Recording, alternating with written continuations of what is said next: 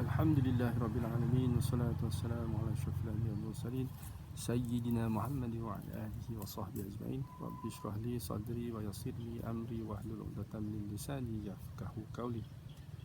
Assalamualaikum warahmatullahi wabarakatuh.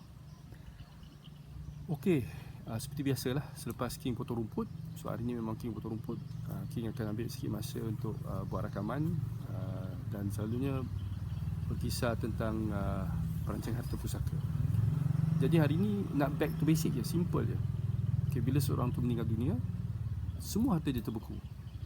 Apa maksud harta terbeku?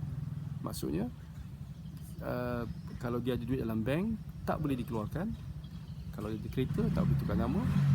Kalau apa-apa saja yang ada nama je, atas hak pemilikan nama je, tidak boleh dibuat apa-apa kecuali dengan surat kuasa. So sebenarnya surat kuasa. Masalahnya sekarang ni, kenapa sehingga 70 bilion ringgit harta terbeku adalah disebabkan oleh waris-waris tidak tahu macam mana nak dapatkan surat kuasa.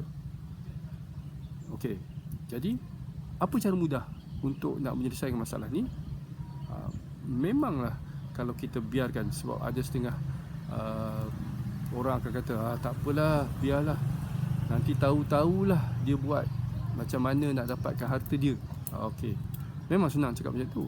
Kalau dia tak tahu, sampai bila lah dia tak kata apa, itu tak kisahlah. Dia tak apa harta tu, mungkin tak kisah. Tapi masalahnya, hak kita tu, hak si mati tu takkan selesai. Kita punya hutang, hutang dunia dan hutang akhirat. Nampak? Itu ramai orang lupa.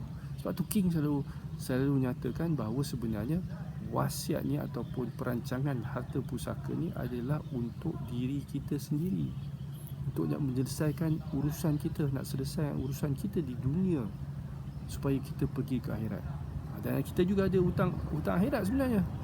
Ramai orang kata, bila King kata kita kena selesaikan hutang dunia dan hutang akhirat. Hutang dunia ramai yang tahulah, tapi hutang akhirat apa dia? Hutang akhirat, satu, haji. Kalau kita tak buat haji lagi, kita akan buatkan badal haji. Kemudian kalau kita ada tinggal kuasa, kita akan bayarkan fidyah. Kalau kita ada nazar, kita akan selesaikan nazar tu. Nampak? Itu semua hutang akhirat. Okey? Jadi bukanlah sekadar kata tak apalah, pandai-pandailah dia uruskan nanti kalau aku mati. Yalah, kalau dia tak mau uruskan, kita lah pula mati lagi dalam tu. Dah lah mati pula lagi. Sebab urusan kita tak selesai. Okey. Jadi sebenarnya untuk memudahkan je, itulah kita showkan tulis wasiat. Kenapa? Sebab dalam wasiat ada pelantikan wasi. Wasi tu apa? Wasi tu ada pentadbir. Pentadbir yang tahu selok-belok nak mendapatkan surat kuasa. Sebenarnya dalam wasiat ni pun itulah, kalau contoh kita lantik as-salihin. Sebab kalau lantik syarikat amanah ni lebih mudah. Sebab syarikat amanah, kalau harta kita lebih 2 juta, selalunya kalau kita pergi mahkamah tinggi, kita akan minta bond pentadbiran.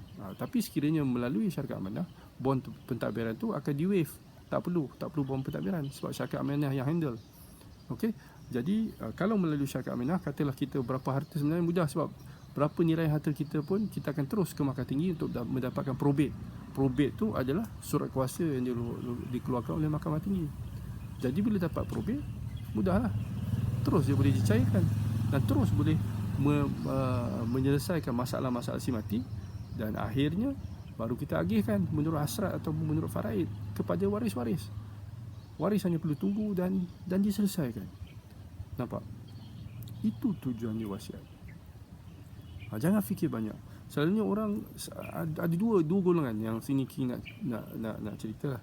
Satu golongan mungkin sebab dia tak percaya lah Allah selepas kita mati ni, matilah. Mana ada lagi nak di mana kita akan dihidupkan semula. Sebab bila kita baca Quran terjemahan tu, banyak diulang-ulang tentang golongan ni, golongan yang agak tak percaya. Bertanya, adakah kita setelah menjadi tanah dan tulang belulang akan dihidupkan semula? Dan juga datuk nenek kita pun akan dihidupkan semula? Nampak? Dia tidak yakin. Jadi orang-orang yang tak yakin ni, memang dia selalunya tak kisahlah, matilah.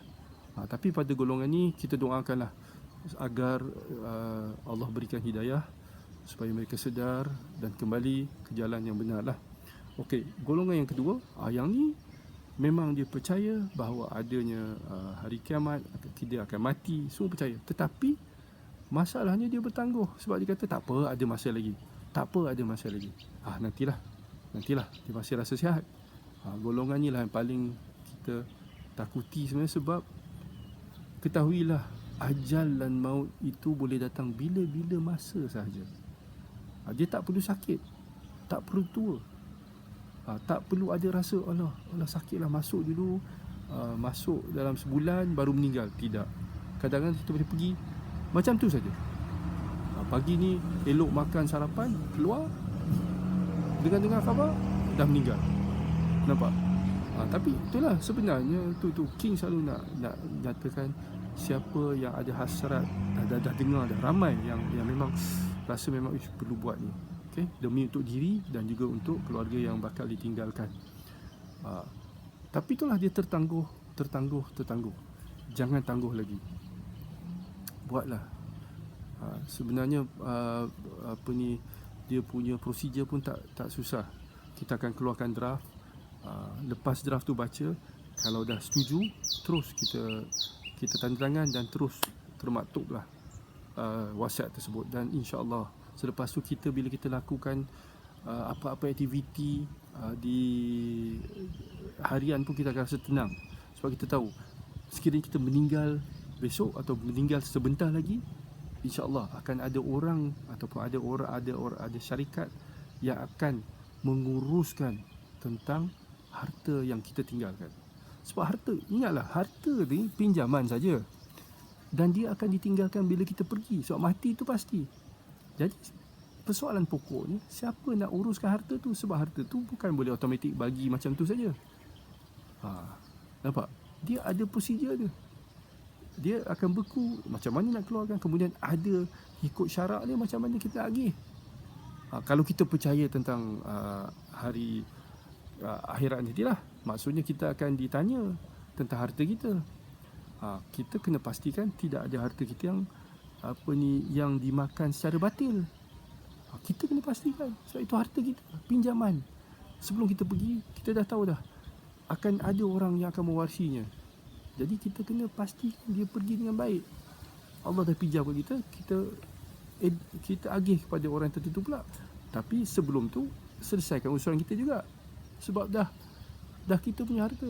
Selesai urusan kita di dunia, selesai hutang, dan ambil sikit untuk amal bekalan kita. Takkan kita dah kerja susah-susah, kita tak mau buat amal jariah dengan harta yang kita tinggal tu untuk diri kita. Nampak? So bila kita buat perancangan, kita akan nampak bahawa Allahu Akbar, inilah yang terbaik. Sebab kita akan rasa tenang bila kita pergi nanti. Okey? Okeylah, fikirkanlah. Sebab King pun inilah antara amal jariah yang King harapkan. Sebab ilmu yang disampaikan, sekiranya orang tu membuat membuat wasiat, kemudian alhamdulillah bila dia meninggal, semua terurus dengan baik, dia pun pergi dengan baik, insya-Allah King harapkan adalah juga portion King disebabkan memberi kemudahan itu di akhirat kelak. Nampak? So King sekarang ni memang dah sampai setengah abad, dah lebih setengah abad ni, kita pun perlu membuat sesuatu yang boleh mendatangkan keuntungan bukan hanya di dunia sekarang ni, lebih nak ke akhirat dah. Sebab kita Rasulullah berkata dia antara 60 ke 70 je umur umat akhir zaman ni. King pun 50-an ni pun dah ramai akan pergi. Dah ramai dah yang pergi, 50-an pun dah mula pergi lah. Jadi kita kena bersedia lah. Jangan tangguh-tangguh lagi. InsyaAllah kita doakan bagi yang bertangguh ni diberikan masa supaya sempat selesaikan urusan ni. Paling-paling pun kalau tak mau tulis wasiat pun, belajar dan ajarlah kepada waris-waris kita macam mana nak buat. Ataupun mungkin kita uruskan, katalah dalam proses ni ada ayah kita meninggal, Kita nak buat urusan untuk ayah kita sendiri, ajak anak sekali, ajak anak, okey jom kita uruskan supaya kita nanti selesai. Tapi rasanya kalau tidak buat macam tu, perkara yang paling baik adalah tulislah wasiat, lantiklah pentadbir atau wasi yang tahu selok-belok macam mana menguruskan harta kita nanti, supaya kita tenang di alam sana dan waris-waris yang tinggal boleh melangsungkan kehidupan tanpa sebarang masalah. Okey, King rasa setakat ini sajalah dulu perkongsian King pada pagi ni. Dah tengah hari dah pun. Okey, seperti biasalah, kalau nak hubungi King, boleh hubungi di talian 019 476 2966. WhatsApp dululah. Bila WhatsApp nanti King baru baca, dan kalau nanti King akan call. Okey, terima kasih. Kita sudahi dengan tasbih kafarah dan surah Wal-Asr. Subhanakallahumma wa bihamdika asyhadu an la ilaha illa anta astaghfiruka wa atubu ilaik. Wal 'asr innal insana lafi khusr illa allazina amanu wa 'amilus solihati wa tawassaw bil haqqi wa tawassaw bis sabr. Okey, sehingga kita berjumpa lagi, buatlah keputusan dan tulislah wasiat sekarang. Okey? Terima kasih.